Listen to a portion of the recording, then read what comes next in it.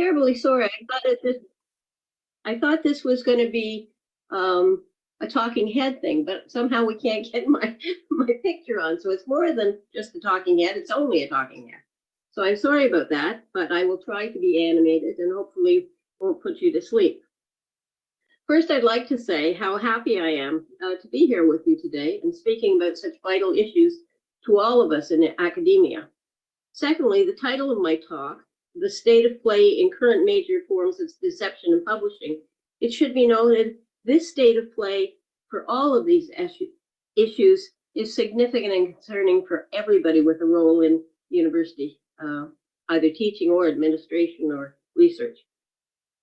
As Jason noted, I've edited 5 scholarly peer-reviewed journals during my career, including journals for Springer Nature, a large commercial academic publisher, and currently the Journal of Scholarly Publishing for a university publisher. When I started editing in my early 30s, the world of scholarly editing was radically other. In fact, for many years, the only editorial issues I had to deal with were rare cases of plagiarism and rare cases of author and co-author disputes. And that was it. And I got to tell you, I very much more enjoyed being an editor in those days than I do now in the complex world of various forms of deception that I have to look for and address frequently.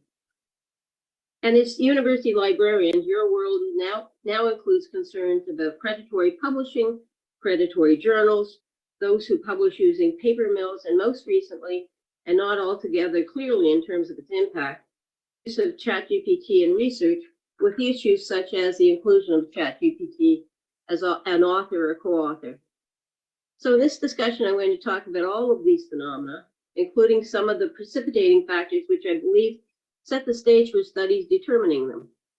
One clear precipitating factor is the ever-present use of comparative national and international rankings, including rankings to evaluate the status of universities around the world. And in terms of their impact, for at least the last 30 years, but increasingly more in the last decade, nations and international bodies have developed indicators and ranking systems to compare universities nationally by country as well as internationally over all universities to supposedly determine the quality of universities per se. In terms of the impact of these ranking systems, I believe it's led to the following impacts. One, it's led governments to orient funding for university, which rewards institutions which have many research contracts and a significant number of faculty publications. Two, it presumes that all universities are or should be research-intensive universities, which is clearly not the case. Some universities are largely teaching-only institutions. 3, the direction of government funding in turn increases the expectation that graduate students should publish and that junior faculty should aggressively meet publication requirements beginning at the very start of their careers. 4, despite the veracity of the first 3 points that I mentioned, there's a maturation process for many scholars who learn over time to better craft their findings, their theories, and perspectives in terms of the ability to get published, but who are not as confident in getting their research published early in their careers.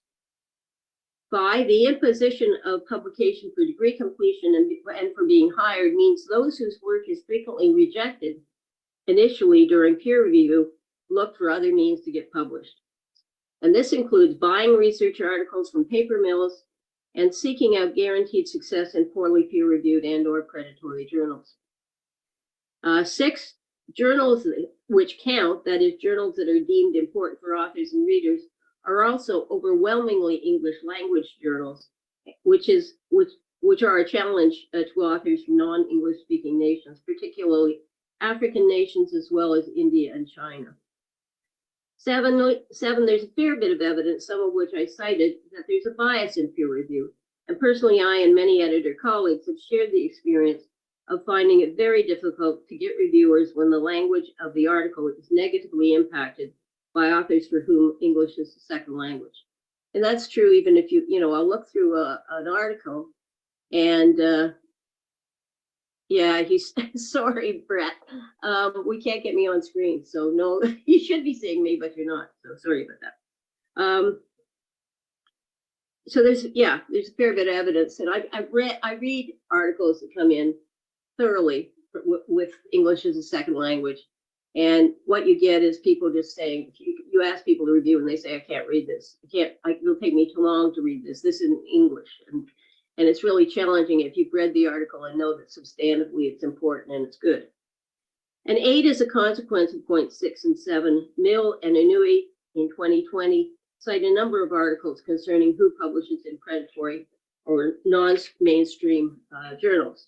And to quote that from that article, Shen and Bjork in 2015 found that in total, 3/4 of the authors in their extensive survey of predatory publications were from Africa and Asia. And Exia et al. 2015 identified 4 geographical clusters of predatory publishers: Nigeria, India, the UK, and the USA, but also concluded that most were young and inexperienced researchers from developing countries. And I'm just taking a sip of water here. So in terms of predatory, if we look at specifically at predatory publishing, the definitions of predatory publishing should be fairly familiar to all of you, as many similar definitions are posted on university websites by the university library. And further, the label itself was coined by an American university librarian, Jeffrey Beal. While there have been critical commentaries about an amended definition of Beal's work, most notably based on the interpretation of the term as too broad, the term itself has resoundingly been held to capture the phenomena. As a result of a nature-sponsored forum of scholars to define predatory publishing, the group via Grudnowitz in 2019 provides the following definition. Quote, predatory journals and publishers are entities that prioritize self-interest at the expense of scholarship and are characterized by false or misleading information, deviation from best editorial and publication practices, a lack of transparency, and or the use of aggressive and indiscriminate solicitation practices, end quote. Further, the Committee on Publication Ethics in 2019 defines predatory publishing as follows. Predatory publishing generally refers to the systematic for-profit publication of purportedly scholarly content in journals and articles, monographs, books, or conference proceedings in a deceptive or fraudulent way and without any regard for quality assurance, end quote. Now, I said earlier, I believe that predatory publishing was fostered by the intense growth in number of national and international comparative rankings of universities. For the past 30 years, there's been a continual growth of both national and international rankings of universities, supposedly through uncontroversial comparators of excellence. This has included variables such as the percentage of faculty with PhDs, which works against institutions for which a PhD is not normally the terminal credential for the discipline. And variables also include the number of external research grants and the amount of total research monies held by any given university. Such rankings have had a significant influence on governments, which in turn direct universities to measure and build on the external criteria for adjudicating so-called comparative excellence. In such a context, there has been increased expectation that what was normative for a few disciplines, like the natural sciences, for example, becomes true for many more disciplines. What this translates to is editors of journals is a greatly increased number of graduate students and very junior faculty aggressively struggling to get articles published when they lack the polish and the experience of developing over time within their field. There's also empirical evidence that supports claims that certain groups and certain topics, for example, status of women, status of different racial groups, persons for whom English is a second language, are discriminated against, which in turn has led to a number of behaviors that are not in the best interests of excellence. Both with my previous Springer journal, the Journal of Academic Ethics, and with my current University of Toronto Press journal, the Journal of Scholarly Publishing, I've received articles arguing that journal editing is biased in sexist and racist ways, as well as biased against some kinds of applied research, such that the bias mitigates against getting fairly evaluated and published with research on those topics and or by authors who are members of those groups. In the early days of articles on predatory publishing, the general assumption was that those who published in such journals were either naive junior scholars or generally unknowing international scholars for whom English was a second language. More recently, the research has indicated, at least with respect to some authors, there is a far greater intelligence by authors of the nature of these publications than was earlier assumed.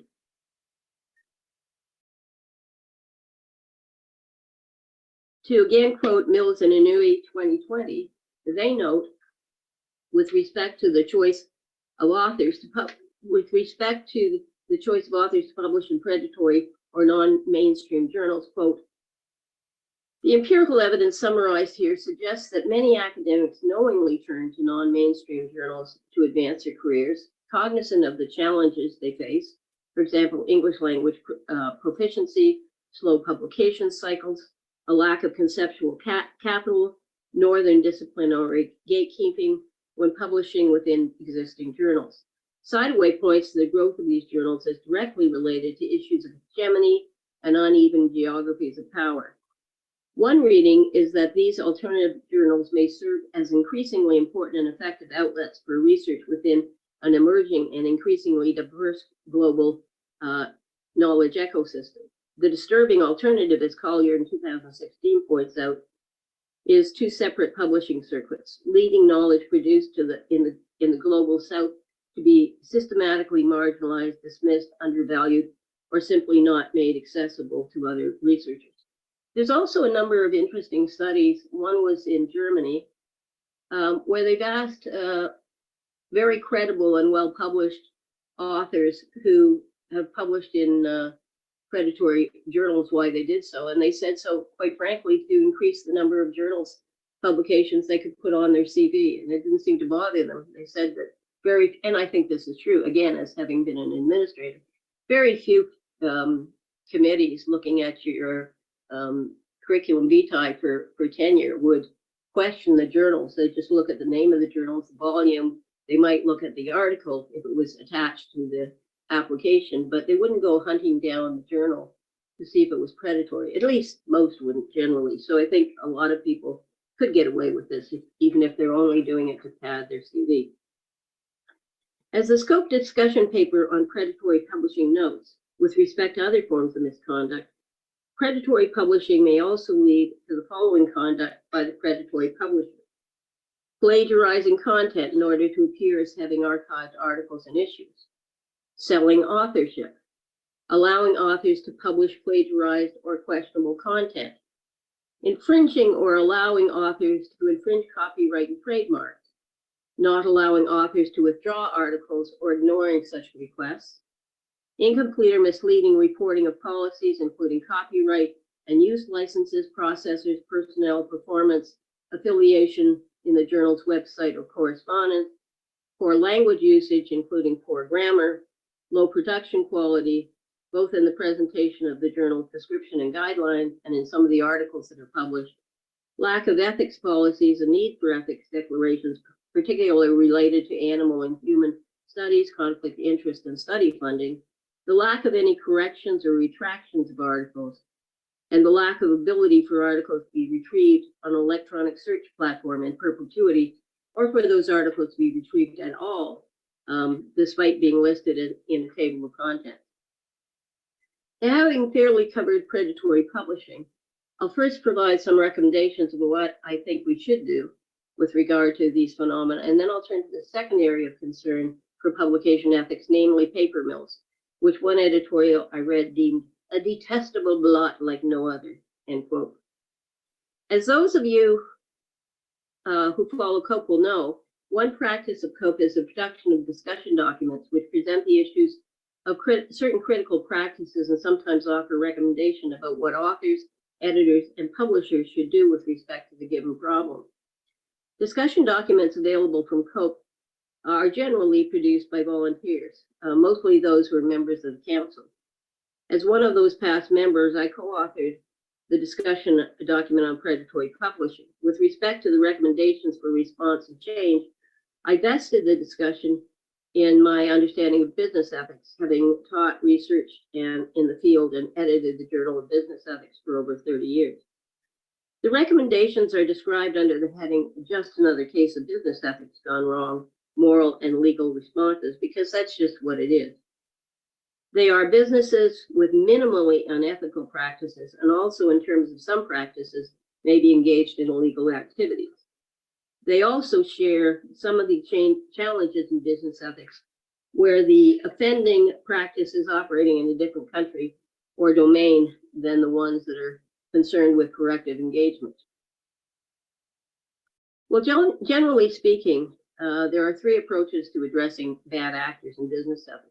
And they are, one, to educate the populace, two, to write scholarly articles, give public talks, teach the material concerning these laggards and germane courses, and give interviews with the relevant press outlets, and finally, go after them with whatever legal means that you can. And I think in this case, the latter consideration should be the first, but it's a hard one to do.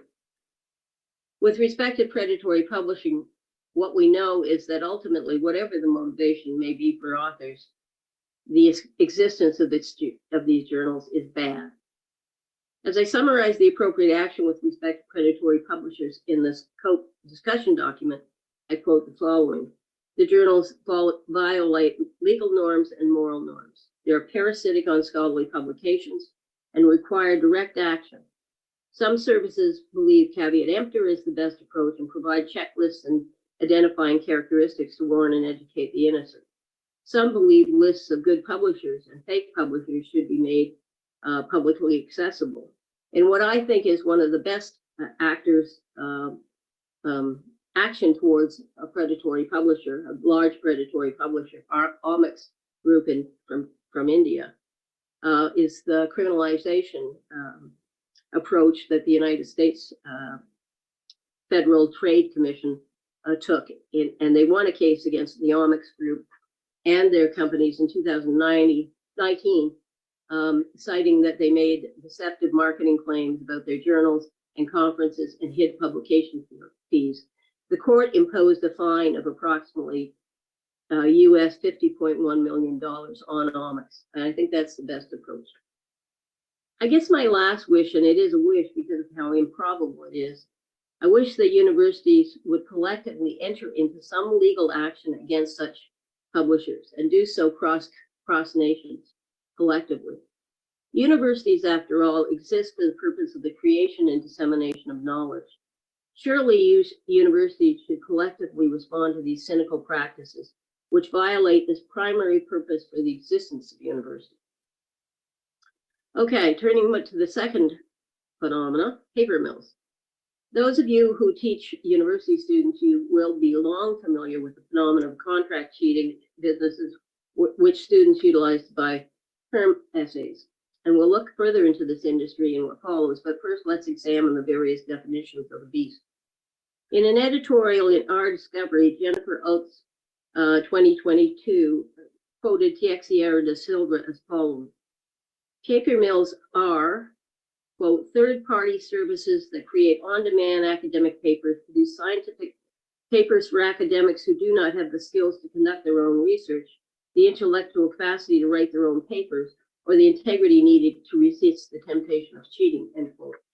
Now, personally, I find this a tad too harsh to accept at first blush. It seems to me that from all of the discussion in my paper concerning predatory publishing, although we do not know the intentions of faculty who utilize such services, it is a fairly reasonable assumption that the issues for the authors may solely be a limitation in facility with the English language, rather than a more sweeping lack of knowledge, skills, or research capacity.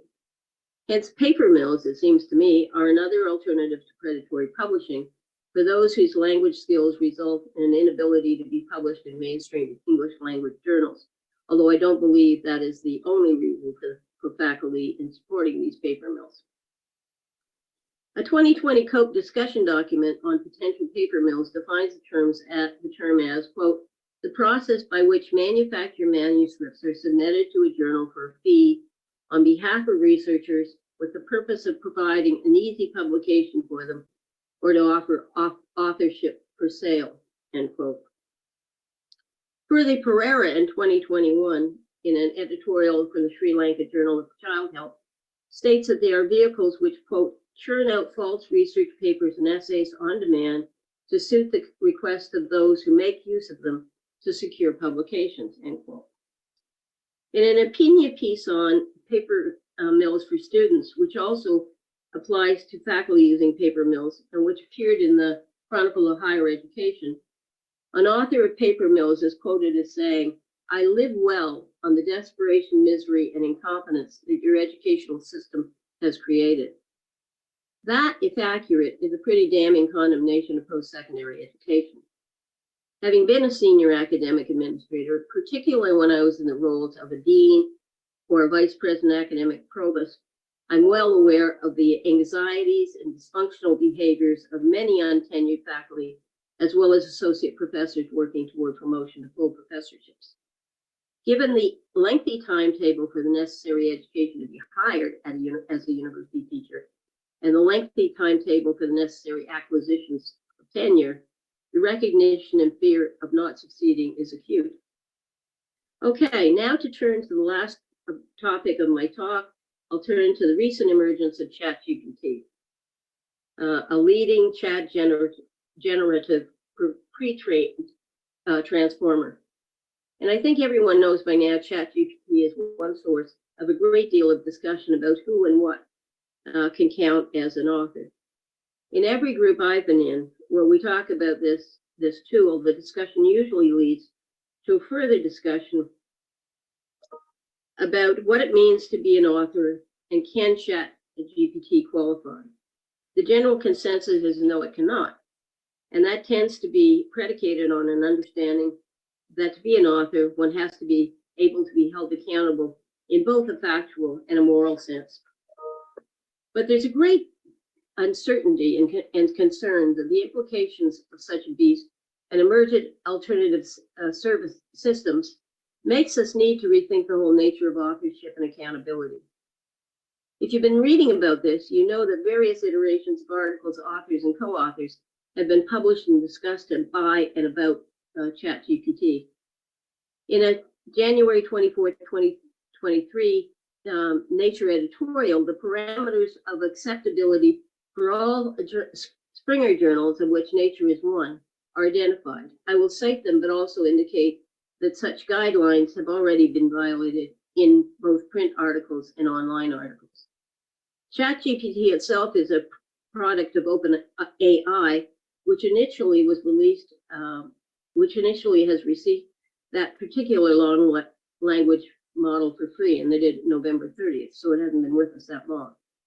As the Nature editorial notes, quote, "The big worry in the research community is that students and scientists could deceitfully pass off LLM written text as their own, or use LLMs in a simplistic fashion, such as to conduct an incomplete literature review, and produce work that's unreliable. Several preprints and published articles have already credited ChatGPT with formal authorship," end quote. Well, in terms of the standards set by Springer Nature, one of the world's largest commercial academic publishers in the world, they state, first, no LLM tool will be accepted as a credited author on a research paper, and that's because any attribution of authorship carries with it accountability for the work, and AI tools cannot take such responsibility. Second, researchers using LLM tools should document this use in the methods or acknowledgement sections. If a paper does not include these sections, the introduction of another appropriate section can be used to document the use of LLM. So in other words, they won't accept any article that uses LLM without acknowledgement that it was used. I would suggest these conditions will not be upheld for a number of reasons. First, there will not be a united definition approach adopted by all journals and publishers. Secondly, this thing, or LLM tool, will continue to morph, and like many other forms of technology where there's been ethical concerns about their existence, they will just become another form of publishing with a curiously reconfigured sense of authorship. I attended the annual meeting of the Council of Science Editors last week, where we discussed GPT issues and where one journal stated that it had initially peer-reviewed accepted and published an article by a well-known scientist and author who had listed ChatGPT as a co-author. The journal later republished the article with the scientist as the sole author and cited Chatbox as a technological tool used for the writing of the article. I think the uncertainty exhibited here illustrates the complex nature as to who or what counts as meeting the criteria for authorship. So let me conclude with a few questions. 1, what if the machines get to the point where with the same reliability and validity, they can produce work that is as new and true or beautiful as any human being could produce? Will they count as authors then? 2, whether or not they count as authors, is there any good reason to reject their output? 3, assuming that the output will be accepted, what impact will that have on a lot of people's productivity in their jobs, including people in this group and people like the author of this paper, myself? 4, on the basis of a lot of research about technological innovations, they can be expected to destroy a lot of jobs and create a lot of new, different kinds of jobs. Any comments on that? And 5, as a matter of public policy as well as citizens' personal responsibility, how should we manage this brave new world? I want to thank you for listening. I'm very sorry that we didn't get to see each other, and I know it's tough to listen to somebody yapping online, but I hope this was somewhat engaging for you. So thanks very much.